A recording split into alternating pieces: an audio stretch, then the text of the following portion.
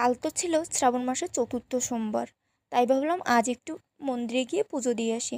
তবে জানো তো, আগে 3টে সোমবার কিন্তু আমি একটাতেও পুজো দিতে যাইনি, বাড়িতেই দিয়েছি। তবে কখনো মনে হয়নি যে বাড়ির পাশে যেহেতু মন্দির আছে ওখানে গিয়ে পুজো দিয়ে আসি। তবে আজ কেমন মনে হলো যে না, আজ একটু মন্দির থেকেই পুজোটা না হয় দিয়ে আসি। তাই তো সকাল সকাল উঠে রেডি হয়ে নিয়েছি।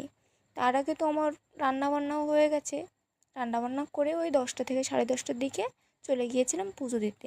যেহেতু আমার হাজব্যান্ডও যাবে, তাই কিন্তু আর বেশি দেরি করিনি। আর মন্দিরটাও আমাদের বাড়ি থেকে খুব একটা দূরে নয়, হাঁটতে হাঁটতেই দুজন চলে গিয়েছিলাম। আর তোমরা তো দেখতেই পাচ্ছ এই জায়গাটা কতটা সুন্দর।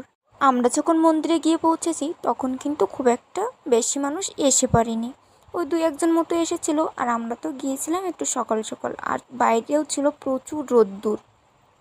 গিয়ে আমি তো পুজো দিয়ে নিয়েছি।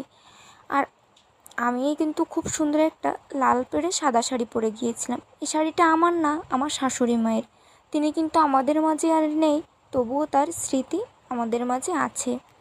এখানে আমি পুজো দিয়ে নিচ্ছি, তারপরে অনেকে যেহেতু দেবে তাই কিন্তু বেশি দেরি করা যাবে না। আমার মনে হয় মন থেকে যদি কোনো কিছু ভগবানের কাছে চাওয়া হয় তবে কিন্তু সে আশা পূর্ণ হয়। তবে জানো তো, আমি কিন্তু আগে কখনোই এই শ্রাবণ মাসের পুজোটা তেমন করিনি। আমার বিয়ের পরে এই 2বার আমি শ্রাবণ মাসের পুজোটা করেছি। তোমরা কে কে শ্রাবণ মাসের সবগুলো সোমবার পুজো করেছো আমাকে কমেন্ট করে জানিও। আর আমি এদিকে পুজো দিয়ে নেওয়ার পরে আমার হাজব্যান্ডও কিন্তু খুব সুন্দর করে পুজোটা দিয়ে নিয়েছে।